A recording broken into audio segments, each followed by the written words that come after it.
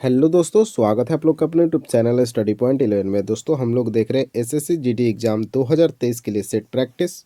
आज के इस वीडियो में बात करेंगे हम लोग हिंदी सेट नंबर 12 का। इससे पहले 11 सेट को कर चुके हैं और 11 ही सेट कर चुके हैं जीके जीएस और करंट अफेयर्स का। अगर आपको ये सारे वीडियो देखना है तो जाइए चैनल पे, प्लेलिस्ट आपको मिलेगा, वहाँ से आप सारे वीडियो को देख सकते हैं। एक भी वीडियो को आपको ढूंढने की ज़रूरत नहीं पड़ने वाली है। बात करें पीडीएफ, आप लोग बार बार पूछते हैं कि सर पीडीएफ कहाँ मिलेगा, तो बिल्कुल आपको टेलीग्राम चैनल पे पीडीएफ मिलेगा। और टेलीग्राम चैनल का लिंक आपको मिलेगा हर एक वीडियो के डिस्क्रिप्शन में, जाइएगा तो वहाँ आपको टेलीग्राम चैनल का लिंक मिल जाएगा। उस पर क्लिक करेंगे आप सीधे टेलीग्राम में पहुँच जाएंगे, उसको ज्वाइन कर लेंगे, ठीक है। और पीडीएफ का आनंद लेते रहेंगे, क्योंकि दोस्तों डेली का क्लास पीडीएफ प्लस में आपको प्रीवियस ईयर क्वेश्चन का पीडीएफ भी वहाँ अवेलेबल कराया जाता है और नोटिस भी वहाँ दिया जाता है, ठीक है। छोटे छोटे नोटिस के लिए वीडियो तो बनाया नहीं जाता है, तो आप लोग को नोटिस वहाँ प्राप्त हो जाएगा। तो आप लोग जरूर टेलीग्राम चैनल से जुड़ जाइए। चलिए शुरुआत करते हैं दोस्तों आज के इस सेट प्रैक्टिस का पहला सवाल से। उससे पहले थोड़ा सा आप लोग वीडियो को शेयर कर दीजिए अपने स्टडी ग्रुप में, जितने भी व्हाट्सएप ग्रुप है, टेलीग्राम ग्रुप है, वहाँ इस वीडियो को थोड़ा पहुँचा दीजिए। अगर आप में से किसी भी छात्र ने अभी तक सब्सक्राइब नहीं किए हैं तो चैनल को बिल्कुल सब्सक्राइब कर लेना है और बेल आइकन को तो ज़रूर दबाना है, ठीक है। बेल आइकन को ज़रूर क्लिक कर लीजिएगा, क्योंकि जब भी मैं वीडियो अपलोड करूँगा सीधे आपको नोटिफिकेशन मिल जाएगा। तो चलिए देखते हैं आज का पहला सवाल। तो ये रहा आपके स्क्रीन पे पहला सवाल।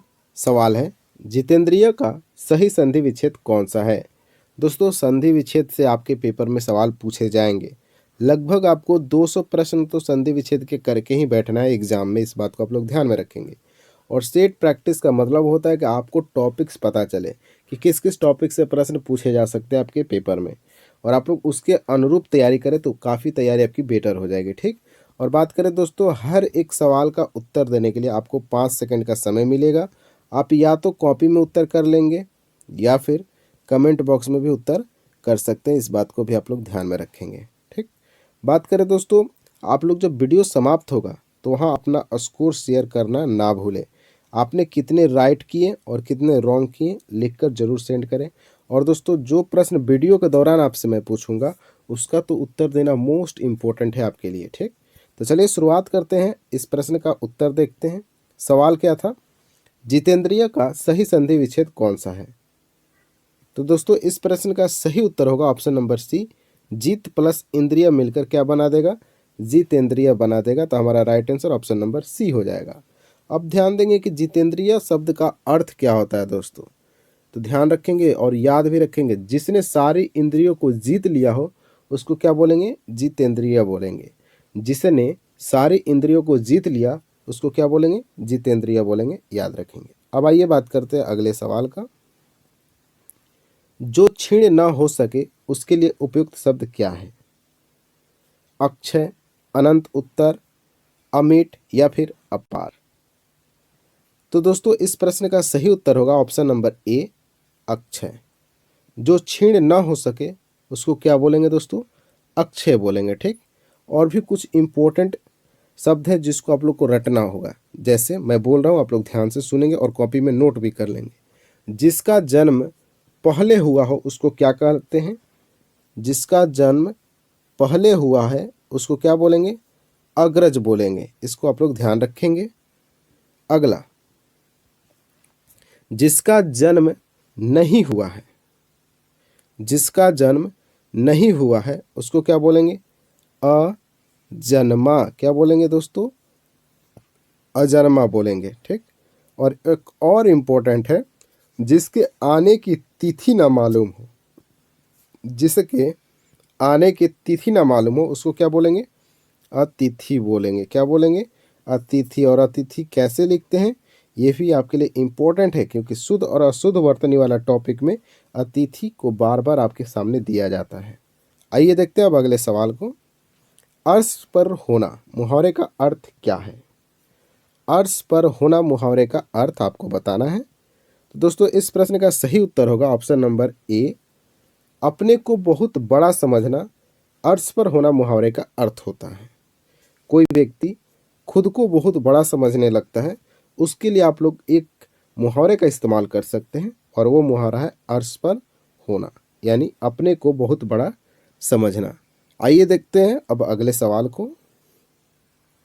कच्ची गोली खेलना इस लोकोक्ति का अर्थ क्या है? ऑप्शन है दोस्तों, तमाशा करना, असंभव कार्य करना, अनुभवहीन होना या फिर गोली न सूखना। तो कच्ची गोली खेलना का अर्थ हो जाएगा दोस्तों, ऑप्शन नंबर सी में दिख रहा है, अनुभवहीन होना। ठीक है, एक होता है कच्ची गोली, एक होता है पक्की गोली। कच्ची गोली खेलना का मतलब होता है अनुभवहीन, यानी उसके पास अनुभव ही नहीं है, और पक्की गोली खेलना मतलब अनुभव है। तो ध्यान रखेंगे, कच्ची गोली खेलना मुहावरे का अर्थ हो जाएगा अनुभवहीन होना। आइए देखते हैं अब अगले सवाल को। जो न जाना गया हो, इस वाक्यांश के लिए सही शब्द कौन सा है? यानी जो न जाना गया हो, इसके लिए एक शब्द आपको बताना है। तो दोस्तों इस प्रश्न का सही उत्तर आपको दिखेगा ऑप्शन नंबर ए में, अज्ञात इसका राइट आंसर हो जाएगा। तो 65 का right answer option number A, जो न जाना गया हो उसके लिए एक शब्द होगा अज्ञात। फिर से मैं कुछ इंपॉर्टेंट शब्द बता रहा हूँ, उसको आप लोग ध्यान में रखेंगे। जिसे जीता ना जा सके उसको अजय बोलते हैं। जिसको जीता ना जा सके उसको क्या बोलते हैं? अजय बोलते हैं। अगला, जो बीत गया हो, जो बीत गया हो उसको क्या बोलते हैं? अतीत बोलते हैं। और आप लोग कैसे लिखते हैं अतीत और अजय, इस बात को भी आप लोग ध्यान में रखेंगे। ठीक, जो बीत गया हो उसको क्या बोलते हैं? अतीत बोलते हैं। और एक और मोस्ट इम्पोर्टेंट है आपके पेपर के लिए, जो दिखाई न देता हो, जो दिखाई न देता हो उसको क्या बोलेंगे आप लोग? अगोचर बोलेंगे। क्या बोलेंगे दोस्तों एक शब्द में? अगोचर बोलेंगे। चलिए अब बात करते हैं अगले सवाल का। आप लोग को अगर ये वीडियो अच्छा लग रहा है तो बिल्कुल वीडियो को लाइक करेंगे दोस्तों, और कमेंट में बताएंगे कि आपको वीडियो कैसा लगा है, क्योंकि दोस्तों हर एक प्रश्न के साथ डिटेल्स इन्फॉर्मेशन भी आपको दिया जा रहा है, तो बिल्कुल आपके पेपर के लिए काफ़ी अच्छा होगा। अगला सवाल है, रिक्त स्थानों की पूर्ति हेतु उचित विकल्प को चुनिए। चलिए सवाल देखते हैं। देश के 50% से अधिक लोग गरीबी के खाली स्थान से ग्रस्त हैं। ऑप्शन है अनुताप, परिताप, अभिशाप या फिर श्राप। तो दोस्तों गरीबी के अभिशाप होता है। ध्यान रखेंगे, देश के 50% से अधिक लोग गरीबी के अभिशाप से ग्रस्त है। यही आपका राइट आंसर होगा, ऑप्शन नंबर सी। आइए बात करते हैं अब अगले सवाल का। रिक्त स्थानों की पूर्ति हेतु उचित विकल्प को चुनिए। प्रश्न है, निराला की कविताओं में खाली स्थान और क्रांति का स्वर तेज है। यानी निराला जी जो हैं उनकी कविताओं में खाली स्थान और क्रांति का स्वर क्या है? तेज है। आइए थोड़ा ऑप्शन को देखते हैं। विद्रोह, विपक्ष, शत्रुता, दमन। देखिए ऐसे जब और लग जाता है ना दोस्तों, तो दोनों अगल बगल पर्यायवाची शब्द होते हैं। ठीक है, जिनका अर्थ जो है दोस्तों एक जैसा आना चाहिए। इस बात को आप लोग ध्यान में रखेंगे। तो इस प्रश्न का दोस्तों सही उत्तर हो जाएगा विद्रोह। क्या हो जाएगा? विद्रोह हो जाएगा दोस्तों, क्योंकि समान अर्थ देने वाला चाहिए यहाँ पे। निराला जी की कविताओं में विद्रोह और क्रांति का स्वर तेज है, तो right answer option number A हो जाएगा। आइए बात करते हैं अब अगले सवाल का।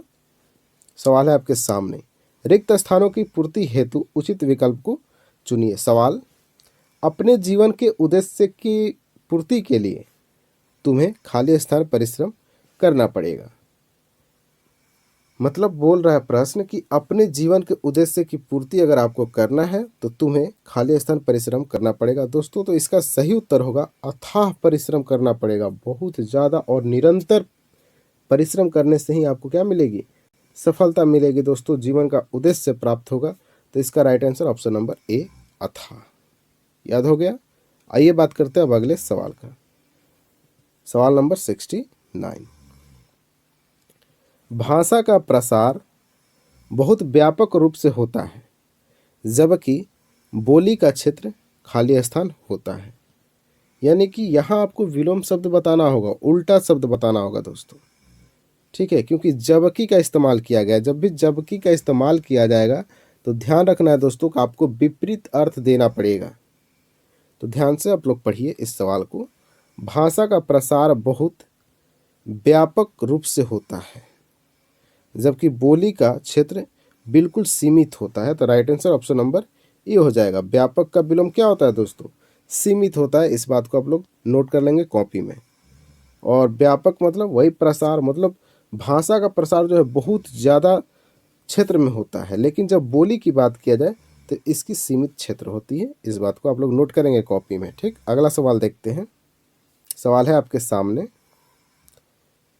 निम्नलिखित प्रश्न में दिए गए वाक्यों में से कुछ में त्रुटि है और कुछ ठीक है। त्रुटि वाले वाक्य के जिस भाग में त्रुटि हो उस भाग का अक्षरांक ए, बी, सी तथा डी ही आपका उत्तर है। यदि वाक्य में कोई त्रुटि न हो तो कोई त्रुटि नहीं है, डी को उत्तर के रूप में चिन्हित कीजिएगा। चलिए, तो ये तो आप समझते हैं। आइए सीधे प्रश्न पे चलते हैं। प्रश्न है आपके सामने, मैंने कुछ पुस्तकें, कागज और स्याही खरीदा, कोई त्रुटि नहीं है। तो पहले तो ऐसे प्रश्न को आपको ध्यान से पढ़ना है दोस्तों, उसके बाद ही आप सही उत्तर कर पाएंगे। अगर आप चाहेंगे बिना पढ़े उत्तर कर लें तो बिल्कुल आपसे गलतियां होंगी। तो इस प्रश्न में कहाँ गलती आपको दिख रहा है? यहाँ गलती आपको दिखाई दे रहा होगा। मैंने कुछ पुस्तकें, कागज और स्याही खरीदा नहीं होना चाहिए। क्या होना चाहिए था दोस्तों? खरीदी होना चाहिए था। क्या होना चाहिए था? खरीदी होना चाहिए था। तो हमारा राइट आंसर क्या हो जाएगा? ऑप्शन नंबर सी हो जाएगा। आइए बात करते हैं अब अगले सवाल का। सवाल है आपके सामने, यह भी तो संभव हो सकता है कि आपकी अवज्ञा करते हुए रवि घर न जाकर अस्पताल चला गया हो, कोई त्रुटि नहीं है। तो इस सवाल में दोस्तों त्रुटि की बात करें तो आपको ऑप्शन नंबर ए में ही त्रुटि दिख जाएगा। यह भी तो संभव हो सकता है कि इसी में त्रुटि है। कहाँ त्रुटि है?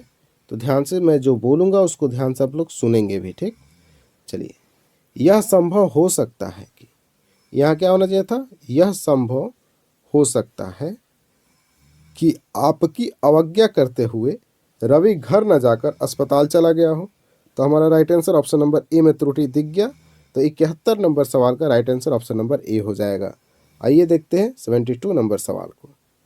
वाद विवाद प्रतियोगिता में अच्छा प्रतियोगी वही माना जाता है जो अपने तर्क सप्रमाण सहित प्रस्तुत करता है, कोई त्रुटि नहीं है। तो जब भी ये सवाल आते हैं ना त्रुटि वाले, तो आपको बढ़िया से देखना है प्रश्न को और एकदम अच्छे से एक एक लाइन को पढ़ना है दोस्तों, और समझना भी है कि कहाँ त्रुटि दिया है। तो इस प्रश्न का दोस्तों सही उत्तर आपको दिखेगा ऑप्शन नंबर सी में। ठीक है, अब आइए, इतना बता दिए, अब आपको देखना है कि कहाँ त्रुटि है। चलिए एक बार और रिपीट करते हैं।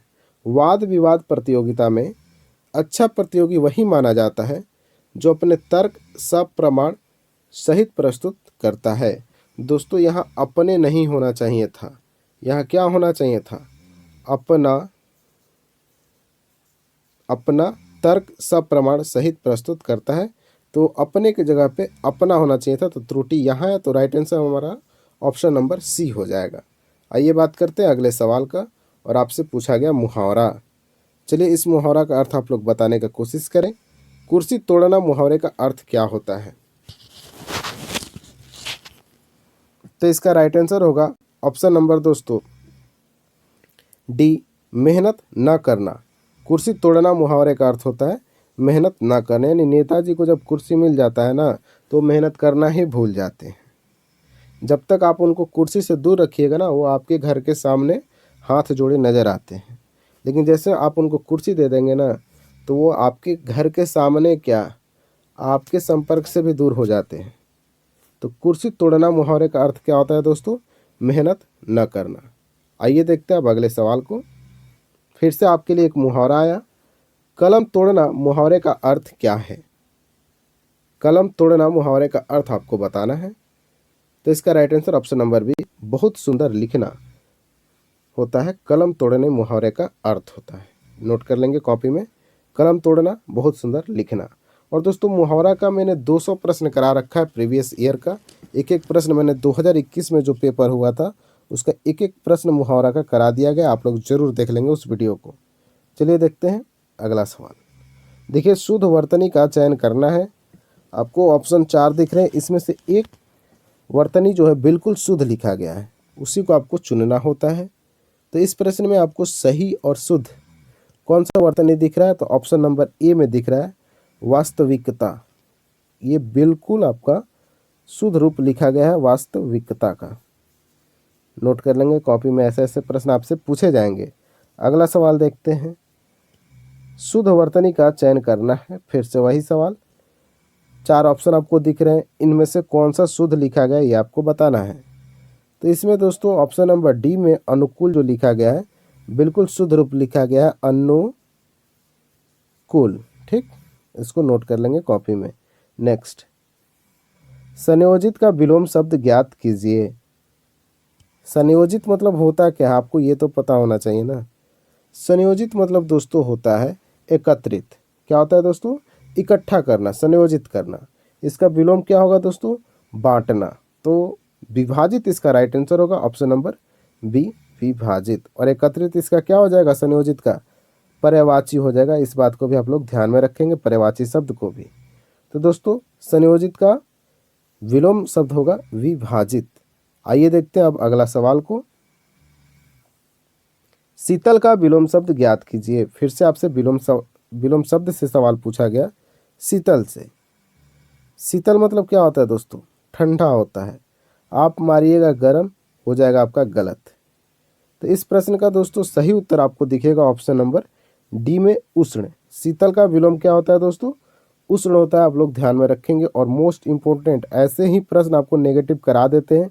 आप लोग गरम ऑप्शन देखिएगा, ऑप्शन नंबर ए में फटाक से इसको कलर करके आगे बढ़ जाएंगे। ठीक है, तो ऐसा आपको गलती नहीं करना, आपको ऑप्शन भी देखना है। ठीक, तो शीतल का विलोम शब्द होता है उष्ण, आप लोग याद रखेंगे। आइए देखते हैं आप 79 नंबर सवाल को।